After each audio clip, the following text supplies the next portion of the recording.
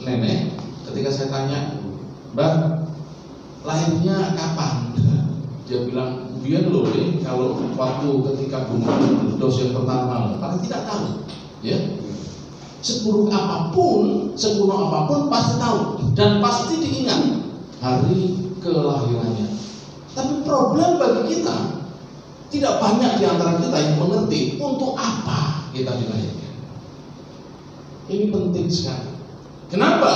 Begitu orang tidak mengerti, tidak tahu untuk apa dia dilahirkan, maka dia akan menjalani hidupnya, kalau dalam bahasa Inggrisnya abuse of life. Dia akan salah di dalam menjalankan kehidupannya.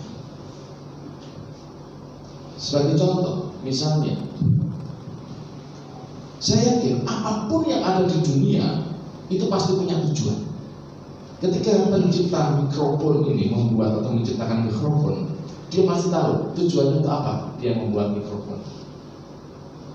Tetapi ketika seseorang tidak tahu fungsi tujuan mikrofon, misalnya mikrofon ini tergeletak di dapur, misalnya begitu ya, karena tidak tahu, ibu-ibu tidak tahu ini buat apa. Begitu dilihat kok wajahnya bentuknya seperti bulat-bulat, maka kemudian dipakai untuk bulat-bulat, kacau. Kenapa? Karena tidak tahu tujuannya. Kalau tidak tahu tujuannya, pasti tidak akan tahu fungsinya. Demikian juga kita harus tahu untuk apa kita dilahirkan, untuk apa kita ada di tempat ini, untuk apa kita ada di Purwokerto ini, untuk apa kita ada di gereja ini. Kita harus tahu tujuannya apa. Karena kalau tidak, kita akan menyalahgunakan hidup kita. Nah, sekarang saya bertanya, tahukah Bapak Ibu Saudara tujuan hidupmu? Untuk apa kita dilahirkan? Setiap kali saya bertanya kepada, kalau saya berkesempatan mengajar, hampir semua mahasiswa yang saya tanya tidak tahu apa tujuan hidupnya. Atau kalau tahu, sulit untuk mendefinisikan, oh ini loh tujuan hidupku. Nah, saya beritahu kepada Bapak Ibu Saudara, tujuan hidup kita itu apa?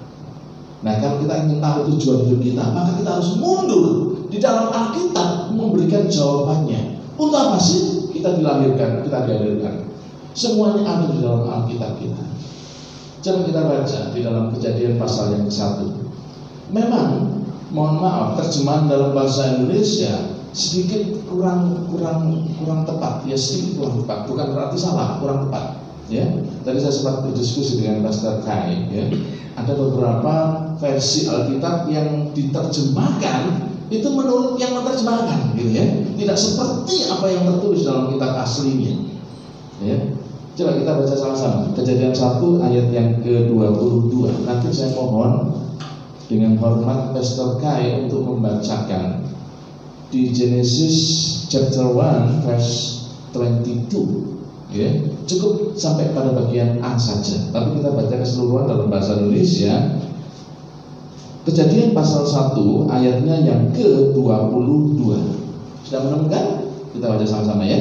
1, 2, 3. Lalu Allah memberkati semuanya itu, firman-Nya, berkembang biaklah dan bertambah banyaklah, serta penuhilah air dalam laut, dan hendaklah burung-burung di bumi bertambah banyak. Mungkin Bapak Ibu akan bertanya, loh di mana? Coba minta tolong Mr. Kai untuk dibacakan dalam bahasa Inggris. Ya, cukup bagian A saja. Ya. And God blessed them, saying, be fruitful and multiply. Cukup sampai di situ. Terima kasih. And fill the waters in the seas, and let birds multiply on the earth. Terima kasih, Pastor. Di dalam terjemahan bahasa Inggris itu sangat jelas. Tadi sempat saya berdiskusi, ada terjemahan versi bahasa Inggris yang betul-betul mendekati bahasa aslinya. Salah satunya adalah King James Version. Tapi kemudian lebih sempurnakan lagi di New King James Version. Nah, yang dibaca oleh Pastor Kai tadi adalah versi New King James Version. Di situ dikatakan, and God bless them, dan Allah memberkati mereka. Lalu berfirman, Save. Apa disitu dikatakan? See. Be apa? Fruitful. Fruitful. Jadi itulah tujuan Allah ketika menciptakan manusia. Tujuannya apa? Be fruitful. Apa itu artinya? Berbuah. Jadi ketika Bapak Ibu Saudara dihadirkan di dunia ini, dihadirkan di Purwokerto ini, ada di gereja ini, tujuannya apa? Berbuah. Berbuah. Berbuah itu menghasilkan sesuatu yang ditunggu-tunggu. Berbuah itu menghasilkan sesuatu yang bermanfaat. Pernah Bapak Ibu menanam pohon mangga? Ya, engkau tanam kurang lebih 10 atau 20 tahun yang lalu, sampai hari ini tidak berbuah. Bapak Ibu merasa tenang-tenang saja, tidak apa-apa lah. Yang penting pokoknya ada pohon mangga. Apa begitu? Saya tidak yakin. Petani pun ketika menanam sesuatu, dia pasti mengharapkan apa yang ditanam itu menghasilkan buah, dan buah itu pasti bermanfaat bagi yang menanamnya. Nah, Allah ketika menciptakan manusia, Allah bertujuan dan Dia berfirman, berbuahlah atau hasilkanlah buah. Amen. Jadi dalam kehidupan kita pun harus sadar, harus tahu bahwa Bapak Ibu Saudara dihadirkan di dunia ini tujuannya adalah berbuah, menghasilkan sesuatu. Apakah dalam kondisi sekarang buah itu adalah buah pertobatan kehidupan kita, atau menghasilkan sesuatu di dalam pelayanan? Apakah ada sesuatu yang kita hasilkan? Misalnya, kalau saudara melayani main musik, ketika engkau bermain musik, ada enggak yang kau hasilkan di dalam bermain musik? Ketika engkau dihadirkan di satu rumah tangga, engkau menghasilkan sesuatu enggak untuk rumah tanggamu, untuk keluargamu? Ketika engkau ada di gereja, engkau menghasilkan sesuatu enggak untuk gereja? Karena memang itulah tujuannya. Apakah penting? Ya. Kalau tidak tahu tujuannya, berapi. Kemarin ketika saya menuju ke Purwokerto, saya naik kereta. Kereta yang saya naik Ranggajati, betul ya, Ranggajati Pak Bengki. Nah, untuk tujuan Purwokerto itu ada yang saya tahu dua, Ranggajati dan Logawa. Nah, saya sudah beli tiket, di situ sudah jelas tempat duduk saya, gerbong saya, ya. Lalu suatu kali ada announce, ada suara, Bapak Ibu penumpang kereta api Logawa supaya naik ke kereta. Saya tanya, ketika ada announce seperti itu, apakah saya naik? Bapak Ibu yang mempunyai tiket kereta api Logawa tujuan Purwokerto, silakan naik ke kereta. Apakah saya naik? Enggak. Kenapa? Karena saya tahu persis tujuan saya Purwokerto, ya. Kereta saya adalah Ranggajati. Diminta 1000 kali pun saya tidak akan naik, karena saya tahu tujuannya dan saya tahu kereta apa yang harus saya naiki. Sama ketika Bapak Ibu Saudara mau pergi ke luar kota, luar pulau, naik pesawat, meskipun pesawatnya sama, kalau misalnya tujuannya beda, pasti engkau tidak akan pernah naik. Akan berapi kalau Bapak Ibu tidak tahu tujuannya, tahunya cuma naik apa, Lion apa, JT berapa, pokoknya Lion. Begitu dipanggil, silakan saudara naik. Mau tujuan ke Jakarta, saudara naik Lion saja. Padahal Lion itu bukan tujuan ke Jakarta, berapi. Maka penting untuk mengerti tujuannya. Karena ketika kita tahu tujuan hidup kita, maka kita akan melakukan dengan benar. Saya ulangi lagi, tujuan hidup kita apa? Berbuah. Berbuah atau menghasilkan buah. Nah, pertanyaannya sekarang, bagaimana kita bisa berbuah? Lagi-lagi Alkitab memberikan jalan keluarnya. Enaknya orang Kristen itu begitu, ya. Jadi kalau ada perintah, itu pasti ada panduannya untuk bisa menyelesaikan perintah itu. Makanya saya mengajar kepada jemaat saya begini: kalau misalnya ada firman Tuhan dan itu harus dilakukan, sudah, engkau berusaha untuk melakukan saja, maka Dia yang akan memberikan kekuatan kepadamu untuk bisa melakukannya. Kalau engkau ingin melakukan sesuatu, sudah lakukan saja, maka Dia yang akan menyertai engkau untuk menyelesaikan pekerjaan apa yang engkau akan lakukan. Nah, di dalam Alkitab pun juga diberikan cara. Kalau kita mau berbuah, caranya gimana? Coba baca Yohanes pasal 15. Di sana Tuhan Yesus pernah berfirman demikian. Untuk kita bisa berbuah, Tuhan Yesus berfirman demikian. Yohanes pasal 15 ayat yang keempat. Hafal semua ya? Hafal ya? Yohanes 15 ayat yang keempat. Bisa dibaca dengan tidak membuka Alkitab, bisa? Oh, enggak bisa. Baik. Nah, kita baca daripada salah ya. Yohanes pasal 15 ayat yang keempat. Kita baca sama-sama ya. 1, 2, 3. Tinggallah di dalam aku dan aku di dalam kamu, sama seperti ranting tidak dapat berbuah dari dirinya sendiri kalau ia tidak tinggal dalam pokok anggur. Demikian juga kamu tidak berbuah jika kamu tinggal dalam aku. Jadi kalau berbuah caranya gimana? Tinggal di dalam Yesus. Kuncinya di sana. Kita tidak bisa mengusahakan kita menghasilkan sesuatu, kita menghasilkan buah kalau kita di luar Yesus. Nah, ada satu ayat yang menarik untuk kita dalami di sini.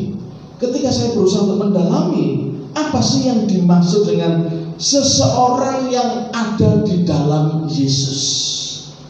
Ada kata yang sama yang dipakai oleh Rasul Paulus yang mengutip daripada kalimat Tuhan Yesus. Tuhan Yesus kan berkata, kalau engkau di dalam aku, maka engkau akan berbuah.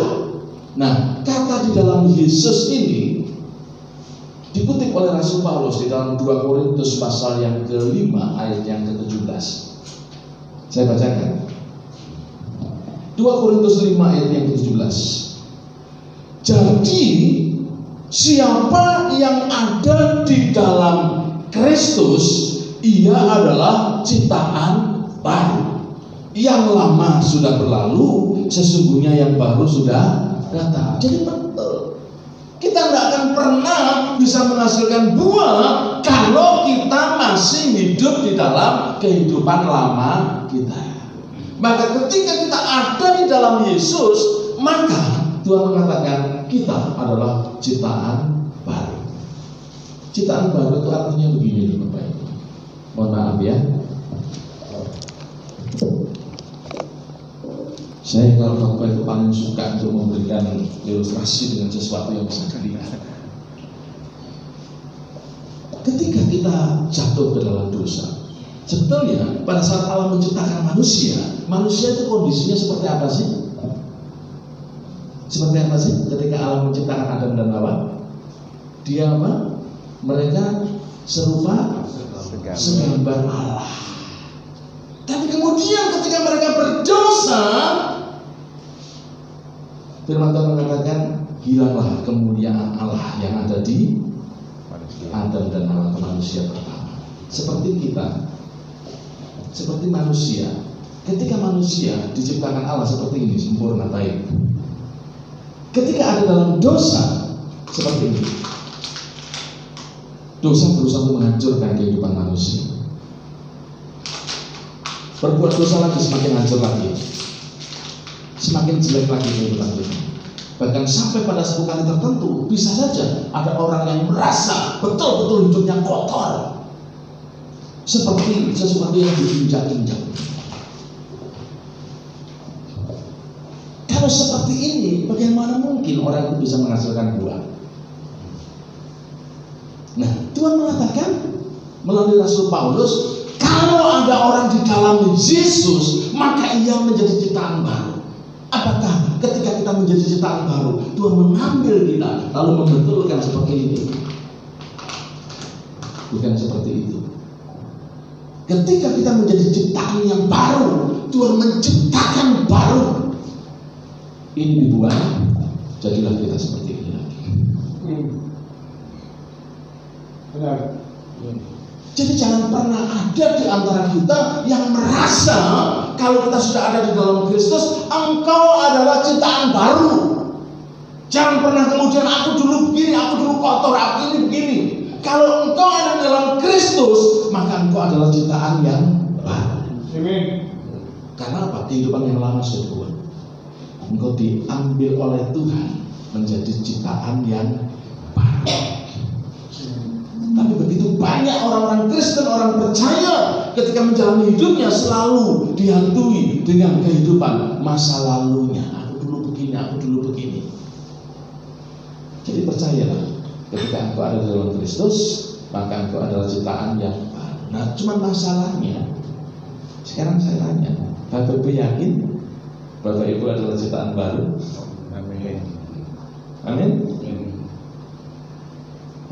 Ada begitu banyak orang Kristen yang mengaku aku sudah menjadi ciptaan yang baru, tetapi dalam mengoperasikan hidupnya masih menggunakan cara-cara hidup yang lama. Ini problem. Betul, kita merasa yakin bahwa kita ciptaan baru, tetapi dalam menjalani hidup ini kita menjalaninya dengan cara-cara hidup yang lama. Banyak orang Kristen yang sebenarnya. Nah, oleh sebab itu pada sore hari ini kita akan belajar menjadi ciptaan yang baru itu seperti apa sih? Suatu kali Rasul Paulus menyampaikan kepada jemaat yang ada di Roma, tadi pagi sudah saya sampaikan di penutup, jangan kamu menjadi serupa dengan dunia ini, tetapi berubahlah oleh pembaharuan budimu. Nah, problem lagi bagi kehidupan orang-orang Kristen, khususnya mohon maaf dari kalangan Pentakosta, biasanya kalau sudah begitu, berubahlah oleh pembaharuan budimu. Biar Roh Kudus sendiri yang mengubahkan aku. Kita mengalir saja. Kalimat berubahlah itu ada kemampuan untuk berubah, berpindah. Sama, kalau kita menjadi ciptaan yang baru, kita juga punya kemauan untuk hidup sebagai ciptaan yang baru. Tidak bisa kita kemudian mengalir saja. Toh Roh Kudus nanti yang membetulkan. Ya, Roh Kudus yang menolong kita, Roh Kudus yang menyertai kita, Roh Kudus yang menghiburkan kita. Tetapi ketika kita tidak mau diubahkan, maka Roh Kudus akan diam. Saya kasih ilustrasi sederhana saja. Tapi sebelumnya saya tanya dulu, Bapak Ibu yakin dalam hidupmu ada Roh Kudus? Bapak Ibu yakin? Di dalam Alkitab dikatakan, barang siapa percaya kepada Yesus, saat itulah engkau atau orang itu dimeteraikan oleh Roh Kudus. Jadi percaya kepada Yesus, maka dimeteraikan Roh Kudus. Jadi percayalah bahwa dalam diri kita ada Roh Kudus. Nah, banyak orang Pentakosta kemudian ya sudahlah, biarlah Roh Kudus. Roh Kudus itu lembut sekali. Kalau kita nggak mau dibentuk dan diarahkan Roh Kudus, dan dia berdiam diri. Yang berjalan apa? Kemauan kita sendiri. Apakah kita dihukum oleh Roh Kudus? Enggak, Roh Kudus diam saja. Saya kasih contoh. Suatu kali Bapak Ibu ambil sebut saja lah. Bapak Ibu ada di suatu tempat, misalnya Bapak Ibu sedang ada di toilet, ya di toilet. Nah, ketika Bapak Ibu mau ke toilet, mau buang air, di tempat di mana Bapak Ibu mau buang air, ternyata ada handphone. Sebelumnya Bapak Ibu berdoa, Tuhan, aku ingin handphone, tapi aku tidak punya duit, tidak punya uang. Berkati aku ya Tuhan. Nah, sebelumnya begitu. Lalu kemudian Bapak Ibu ke toilet, lalu kemudian ada handphone tergeletak. Mereknya keren lagi. Apple yang keroak itu. iPhone yang ada. Wah, ini kira-kira ketika kita melihat ada iPhone itu, yang muncul dalam pikiran kita apa? Jawaban Tuhan. Nah, ini jawaban Tuhan. Biasanya begitu orang ketawa saya tuh. Ini jawaban Tuhan. Puji Tuhan. Oh, terpujilah Tuhan. Biasanya begitu. Lalu kemudian apa? Timbul apa? Keinginan untuk mengambil. Betul? Ketika tangan kita mau mengambil, saya yakin ini pasti ada dalam hidup kita. Dalam hati kita kemudian muncul, jangan diambil, itu punya orang. Betul? Itu yang saya sebut, yang saya sering katakan, itu Roh Kudus yang sedang berbicara. Tapi kemudian di sisi hati yang lain, Oh, nggak ada yang punya kok. Coba tengok ke kiri, kan ada orang. Iya. Coba kanan. Iya, nggak ada. Sudah ambil saja. Dalam hati yang lain begitu, betul? Lalu kemudian kita ambil. Begitu kita ambil, apa kemudian kita mengambil tangan kita kaku begini, nggak bisa bergerak gini karena dihukum oleh Roh Kudus? Enggak ya, tetap saja bisa masuk ke sini. Tapi berbahaya ketika kita melakukan terus seperti itu. Roh Kudus ngomong kita nggak melakukan, Roh Kudus ngomong kita nggak lakukan, maka kita akan kebal dengan suara Roh Kudus. Artinya kita berjalan sendiri dengan kehidupan kita sendiri. Nah, banyak orang Kristen ngomong bahwa dia hidup menjadi ciptaan yang baru, tetapi dalam mengoperasikan menjalani hidup tetap menggunakan hidup yang lama. Tidak bisa. Kita harus punya komitmen, kemauan. Aku sudah menjadi ciptaan yang baru. Maka yang pertama yang harus ada dalam kehidupan kita sebagai ciptaan yang baru, harus melakukan tata cara hidup yang baru. Ini logis sekali. Saya beri contoh lagi. Siapa di antara Bapak Ibu yang beberapa kali pindah pekerjaan? Ada? Dari perusahaan satu ke perusahaan berikutnya, ada? Kalau ada, ketika Bapak Ibu saudara pindah dari pekerjaan satu ke pekerjaan berikutnya, saya tanya, apakah engkau melakukan seperti dulu waktu engkau di perusahaan yang lama? Nggak mungkin. Ketika kita mau masuk ke pekerjaan yang baru, kita pasti ketemu dengan HRD-nya. Atau mungkin kalau bisa ketemu dengan pemilik atau direkturnya mungkin. Lalu kemudian dikatakan nanti masuknya jam segini ya, jam segini, yang harus dilakukan ini. Nggak bisa. Kalau di pekerjaan yang lama kita bisa datang jam 12 siang misalnya. Lalu kita datang di perusahaan yang baru, jam 12 datang enak. HRD-nya bilang, loh Pak jam sekarang baru datang, kan harusnya jam 8. Loh, dulu di tempat tuh nggak apa-apa, datang jam 12 tuh bagus. Malah saya pernah datang jam setengah 2 itu nggak apa-apa kok. Coba lakukan seperti itu, besok pasti dipecat. Nggak bisa. Dulu oke seperti itu, tapi di tempat pekerjaan yang baru harus mengikuti tata cara yang baru. Itu logis sekali. Makanya kalau kita menjadi ciptaan yang baru, menyatakan hidup baru, ya hidup yang lama ditinggalkan. Kebiasaan lama kita tinggalkan. Nggak bisa kita kemudian mengatakan, memang mulutku itu seperti ini, tapi hatiku ini lembut kok. Aku ngomong kasar, tapi hatiku lembut. Saya tanya sekarang, Bapak Ibu tahu hati saya? Nggak tahu. Jangan Bapak Ibu, istri saya pun nggak tahu hati saya. Betul? Saya pun juga nggak tahu hatinya istri saya. Yang tahu cuma satu, siapa? Tuhan. Nggak bisa. Kalau misalnya dulu kita memiliki perkataan yang kasar, yang kotor, maka nggak bisa. Kita nggak bisa mengatakan hatiku tetap lembut kalau meskipun perkataan kasar. Nggak bisa. Perubahan itu harus kelihatan. Makanya ketika tata cara hidup yang baru kita lakukan, maka di sanalah kita memiliki kehidupan atau menjadi ciptaan yang baru. Saya itu orangnya pelupa, ya. Makanya kalau khotbah, saya itu sering baca ulang-ulang persiapan saya, karena saya itu orang pelupa. Suatu kali ketika saya melayani di Manado, saya baru punya tab baru, ya. Bukan tab yang keluaran baru, tidak. Saya baru memiliki tab yang baru, paham ya? Nah, biasanya kalau punya tab yang baru, orang Jawa bilang kemaruk, gitu ya. Tahu kemaruk? Kemaruk itu bahasa Yugoslavia, ya. Kemaruk itu sok-sokan, gitu ya. Padahal kalau naik pesawat kan sudah tidak boleh, harus dimatikan. Seluruh alat elektronik harus dimatikan. Karena saya punya tab yang baru, biar bisa dilihat sama tetangga saya kan gitu, saya keluarkan untuk aksesoris. Padahal dia tidak bisa apa-apa. Kalau saya kesana kan tidak bisa ngapa-ngapain, iya toh? Biasa nyalakan biar dilihat. Setelah lihat itu agak lihat tab saya baru. Yang kiri, yang sana juga sudah lihat, sudah puas nih. Nah, setelah selesai puas saya nantikan, saya tidak masukkan ke tas bag saya, tapi saya masukkan di punggung tempat duduknya orang yang di depan saya. Biasanya kan di belakangnya kan ada selobokan, ya.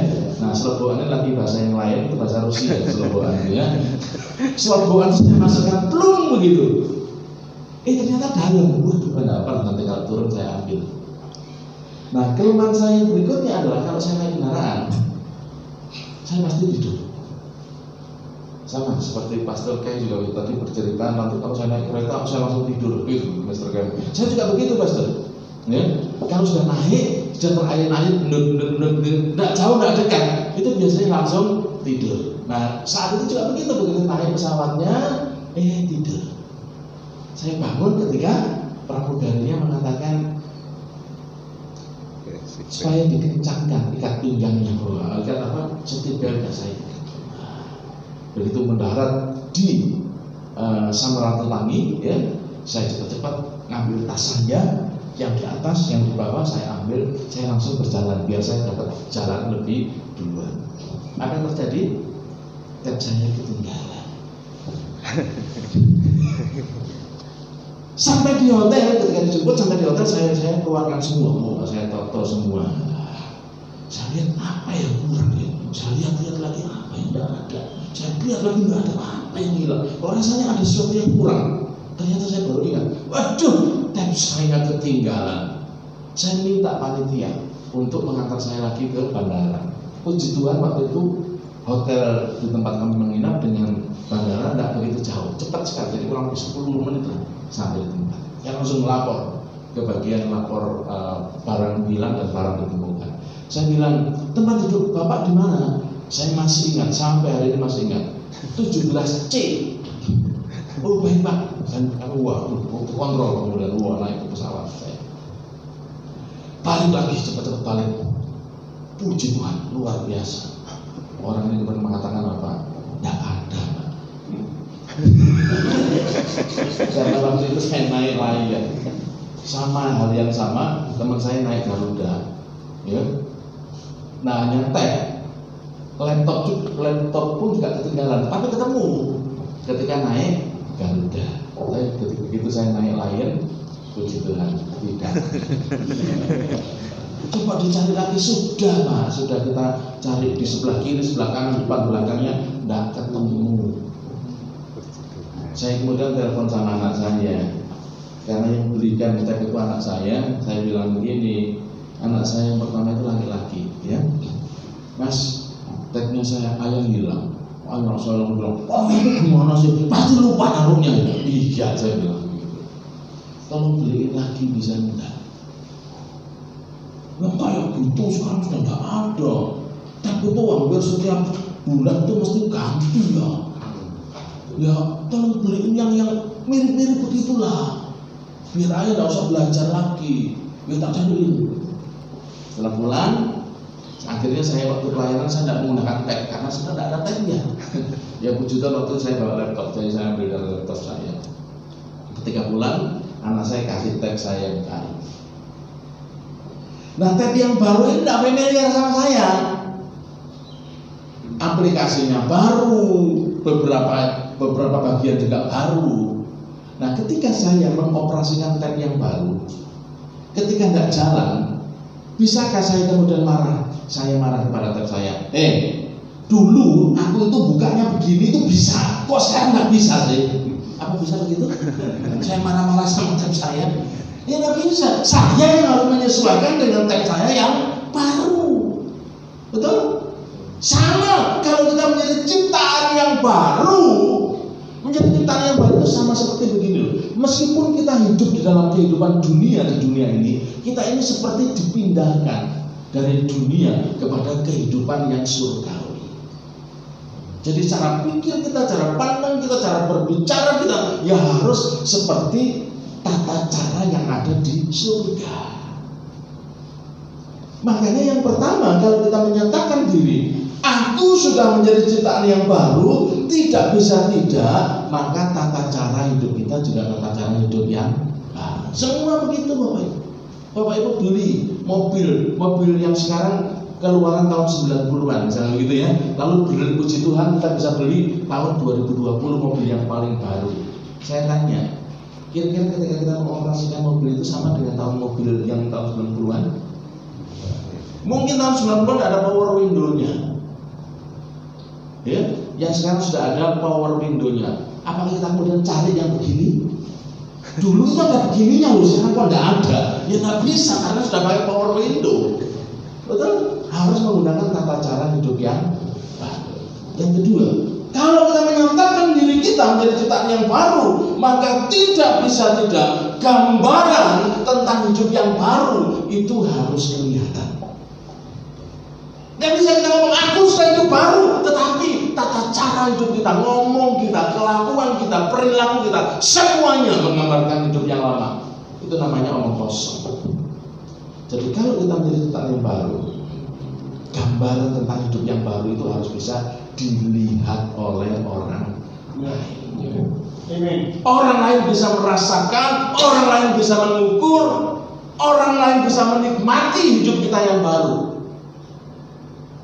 Karena ketika kita hidup baru, maka gambar hidup yang baru itu bisa dilihat oleh orang lain. Benar. Tidak bisa tidak bisa, harus bisa dilihat oleh orang lain. Suatu kali saya mengajar di Sumatera, saya lupa, saya di Pekanbaru atau di Riau, saya lupa, kurang lebih itulah pertanyaan.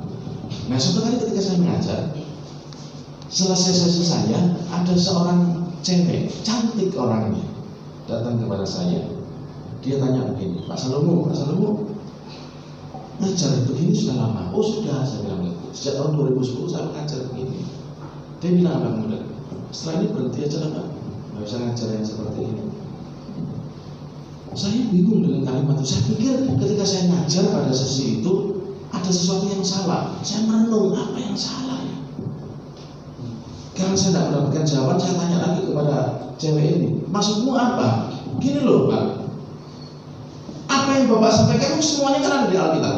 Iya, dan semuanya itu pernah diajarkan pada saat ibadah. Iya, ya tidak bisa keluar dari Alkitab, ya diajarkan ke ibadah. Tapi kenyataannya Pak, dia bilang, orang Kristen tidak ada yang berubah, hidupnya tetap seperti itu. Apalagi cowok semuanya itu brengsek Pak, kurang ajar. Saya dalam hati seperti itu, pukul blok gitu. Apa dia tidak mikir kalau dia sedang berbicara dengan cowok juga? Apa dipikir saya cewek?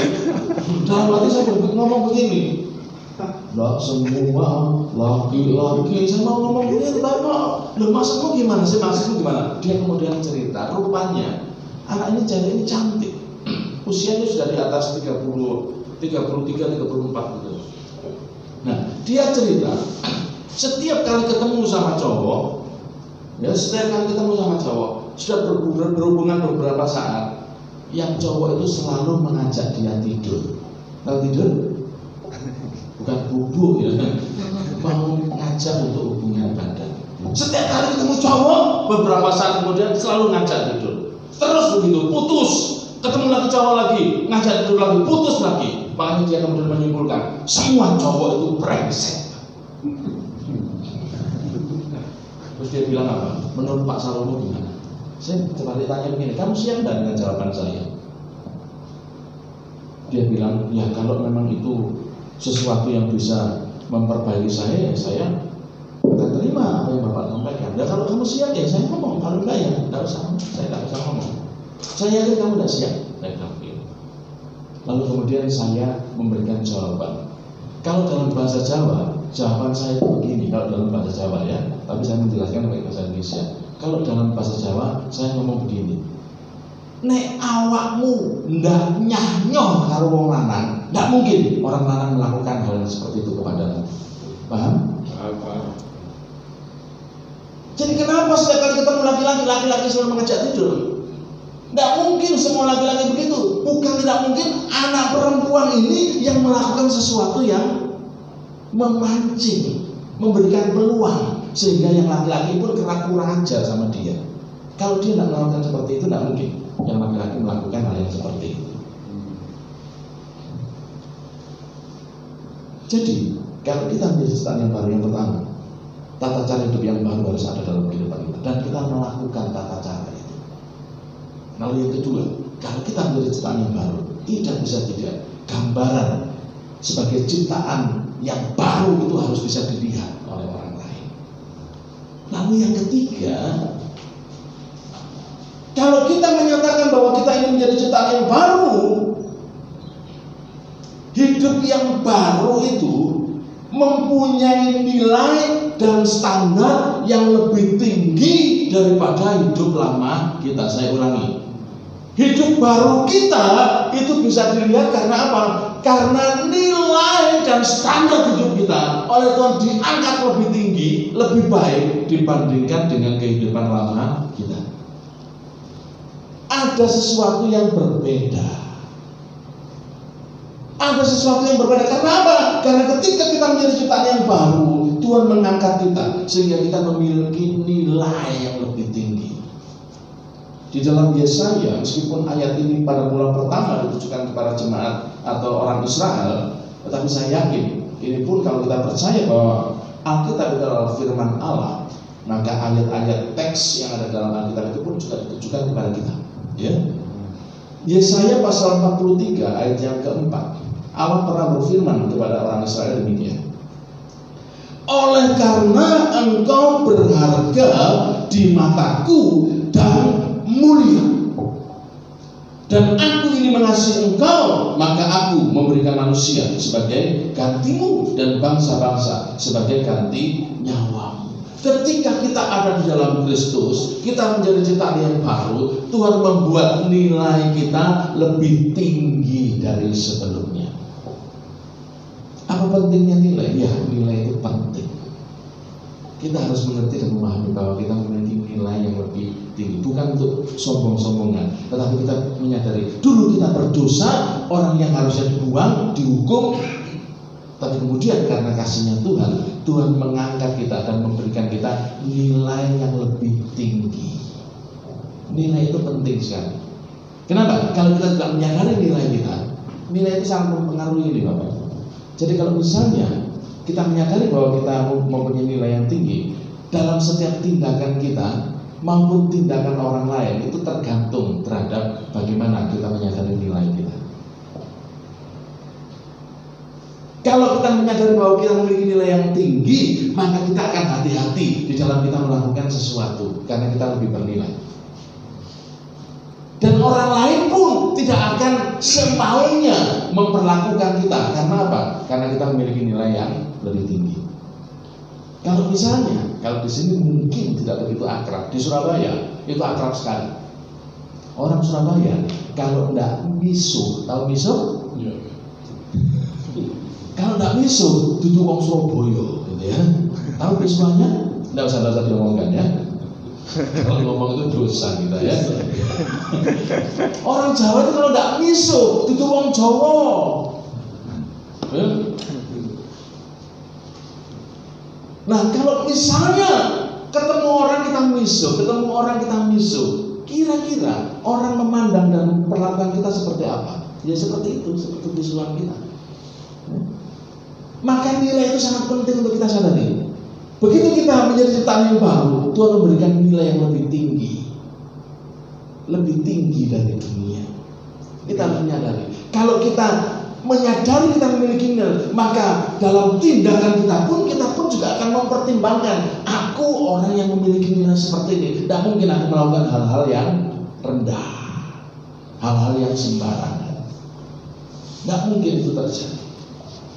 Saya kasih contoh berhubungan dengan nilai. Di sini mall yang terkenal apa namanya? Rita, ya, Rita. Terus ada mall yang ada toko yang menjual harga-harga bermerek. Ada mahal-mahal. Misalnya baju itu harganya yang paling murah 10 juta. Ada saja? Belum ada gitu ya, belum ada. Kalau di Surabaya ada, ya, namanya Sogo. Tahu ya? Barang-barang di Sogo itu di atas 10 juta gitu ya. Nah, suatu kali Bapak Ibu pergi ke Rita. Di Rita itu ada sale, ada obrolan baju.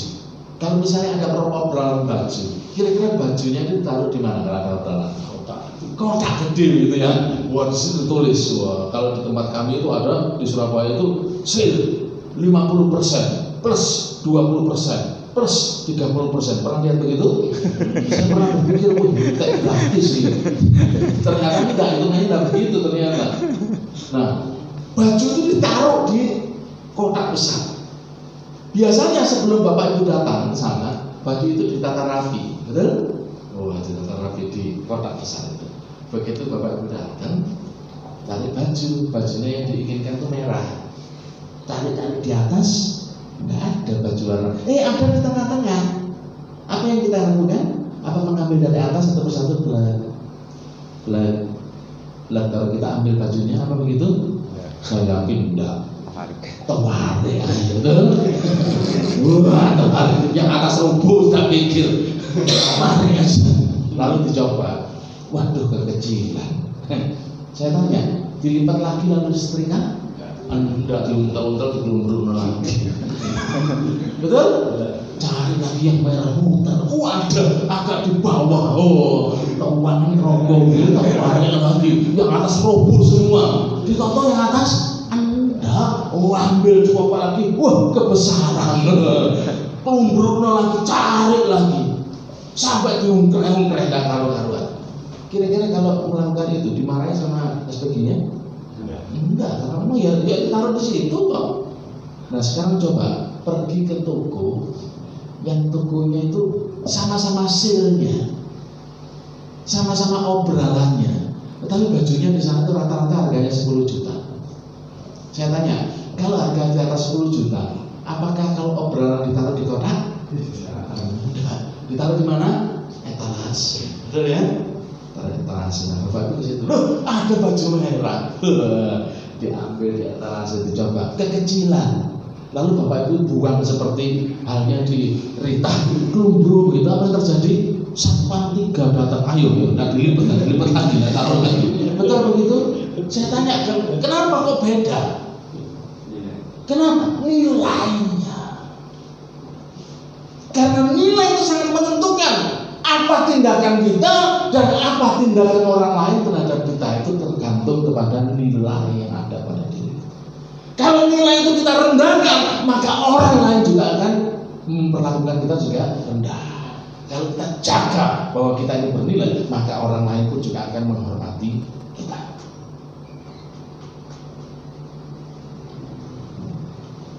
Misalnya, saya tadi kasih ilustrasi ini di Kemutuk. Di sini ada pos satpam atau tempat kamling ada? Ada ya? Di ujung sana ada ya? Nah bayangkan ada pos satpam atau pos kamling, ya. Saya ada di situ. Pagi saya ada di situ. Siang ada di situ. Sore ada di situ. Malam saya ada di situ. Saya tidak pakai pakaian jas seperti ini, tapi saya pakai celana pendek kolor. Kadang-kadang pakai singlet, kadang-kadang pakai sarung. Di sana saya duduk berdongkrong begini sambil rokokan. Ketemu orang, "Hey bro, mau kemana bro?" Yo. Lalu Bapak Ibu lewat, ini orang mana sih kok aneh sekali. Bapak Ibu datang, Mas, sampean orang Purwokerto. Saya bilang, sampean orang mana sih? Bapak Ibu tanya sama saya ingin pergi. Saya pakai kaos kolor, baju kolor, kaos kolor, pakai celana pendek. Saya ngambil rokok, saya dikit di sini. Saya kemudian memperkenalkan, kenalkan, nama saya Salomo. Saya itu duta besarnya Amerika untuk Purwokerto. Saya tanya, Bapak Ibu percaya? Kalau saya itu duta besarnya Amerika, tempatnya bukan di situ. Betul? Dari penampilan saya, tidak mungkin Bapak Ibu akan menghargai saya. Betul? Karena saya sudah merendahkan diri saya sedemikian rupa. Nah, kalau engkau menjadi ciptaan yang baru, ingat tadi firman Allah mengatakan, engkau berharga dan mulia.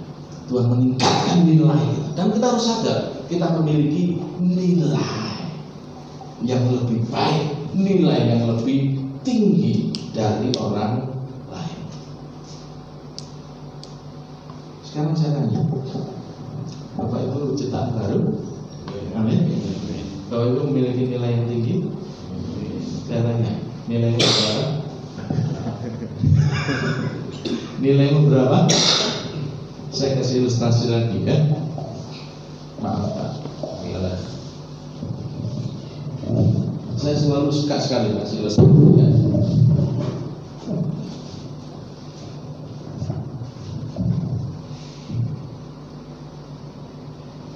Saya berbagi cerita bahwa tas saya ini adalah tas kesayangan saya. Ya bagus-bagus amat, juga tidak mahal-mahal amat. Tapi menjadi kesayangan saya kenapa?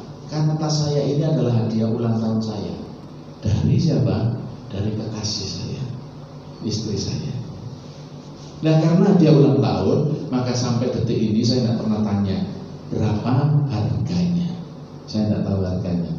Nah menurut Bapak Ibu, kira-kira tas saya ini harganya berapa? Tidak usah sungkan. Kira-kira berapa? Jangan sampai seperti yang dinilai Pak Hengki tadi pagi. Pak Hengki bilang 40.000. Masa asal dia tuh 40.000. Berapa kira-kira? 300. Yang lain? Puji Tuhan, di sini lebih mahal ternyata ya. Berapa? Kira-kira? 200. Ya ambil tengah-tengahnya lah. 250. Ya. Nah suatu kali ketika saya pakai, saya jalan, saya ketemu sama Pak Hengki. Loh Pak Salomo, oh iya Pak Hengki kebetulan ketemu. Salaman, saya bisa minta tolong enggak Pak Hengki? Bisa Pak. Apa? Saya mau titip tas saya. Oh iya. Berpindahlah tas saya dari saya ke Pak Hengki. Ketika tas saya berpindah, nilainya berapa? 250. Betul? Berpindahlah, dibawa oleh Pak Hengki, disimpan di rumah. Ya. Nah ketika saya selesai, saya ambil lagi, diberi sama Pak Hengki. Pak Hengki, saya mau ambil tas saya. Oh iya silakan Pak, selalu saya ambil. Saya tanya, nilai tas saya nilainya berapa? Tetap 250. Nah suatu kali, entah seminggu, entah sebulan lagi, ketika saya jalan begini, ketemu lagi sama beliau ini. Kebetulan. Saya tak tolong Pak Hengki. Pak Hengki sudah dalam hati mengatakan paling titip tas lagi. Dalam hati. Minta tolong apa Pak Salomo? Saya mau titip tas. Dalam hati mengatakan bener loh, titip tas. Oh iya siap. Tolong dijaga Pak ya. Iya siap. Saya kasih tas saya. Ketika tas saya berpindah, nilainya berapa? Masih tetap 250. Tapi sebelum berpisah, sebelum Pak Hengki jauh, saya panggil Pak Hengki sebentar Pak. Tas saya memang tidak mahal Pak. Tetapi harap tahu di dalam tas itu Pak Hengki ada benda. Kalau benda itu diuangkan, nilainya itu 3 miliar. Saya tanya sekarang, ketika Pak Hengki membawa tas saya, apakah ketika dia mau pulang ke rumah sambil jalan dia begini, sampai di rumah dibegitukan? Ketika istrinya tanya, Pak itu apa Pak? Ini tasnya Pak Salomo cuma 33 miliar Pak, ini cuma 3 miliar. Apa begitu? Ketika pulang saya yakin bawanya tidak begini, betul? Bawanya begini. 3 miliar. Betul? Dijaga sedemikian rupa. Dan ketika ditempatkan di rumah, bilang kepada istri, kalau ada anak bilang kepada anak, tolong dijaga. Ini tasnya Pak Salomo memang murah, tetapi di dalamnya ada 3 miliar. Jangan sampai ada orang yang mengambil, jangan sampai jatuh rusak, karena di dalamnya ada sesuatu yang mahal. Nah kita pun demikian. Kalau kita menjadi ciptaan yang baru, nilai kita oleh Tuhan dinaikkan begitu rupa, kita menjadi berharga, tidak hanya berharga, kita mulia di hadapan Tuhan. Maka tidak bisa tidak, kita harus menjaga nilai itu. Menjaga nilai itu. Nah sekarang saya tanya lagi, Bapak Ibu bernilai? Bapak Ibu berharga? Berapa hargamu? Berapa hargamu? Betul Pak. Setiap kali saya tanya jawabnya sama, tidak ternilai. Tapi yang namanya berapa itu jawabannya pasti angka. Misalnya, saya lihat di toko ini harganya kurang lebih sekarang sudah sekitar 3-4 juta, betul ya? Nah suatu kali Pak Gembala sangat suka sekali dengan ini. Nah suatu kali ada keluar model yang baru. Tidak seperti ini tadi, bentuknya sama, tetapi mimbar ini dilapis emas semuanya. Saya tanya, mahal?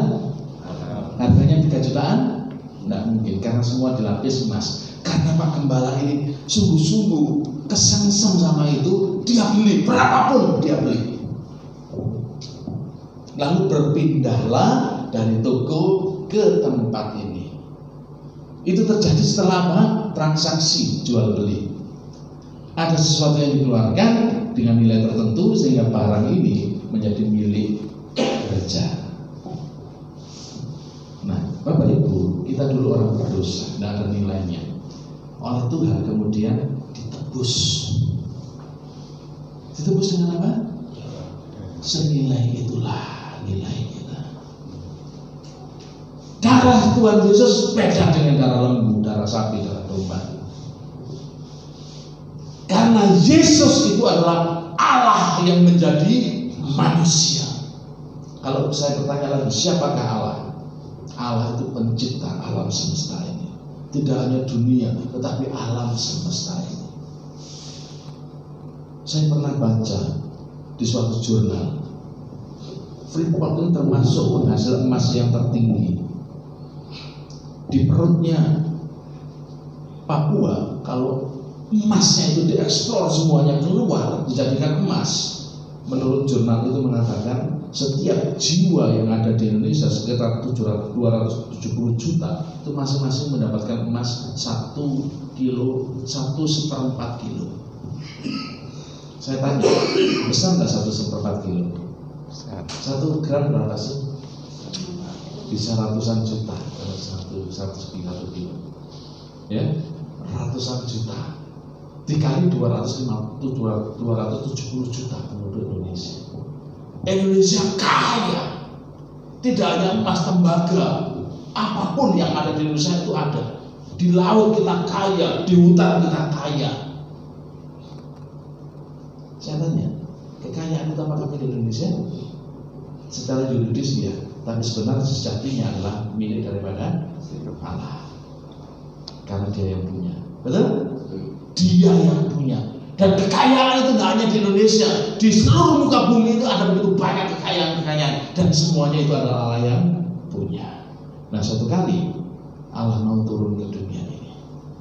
Dia memberikan dirinya mati untuk manusia. Jadi kalau ditanya berapa nilai kita itu sama dengan nilai darahnya Yesus. Benar. Kita perlu sadar itu.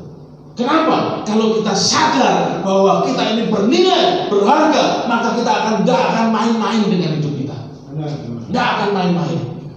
Kita akan isi hidup kita seperti tujuan Allah ketika menciptakan manusia.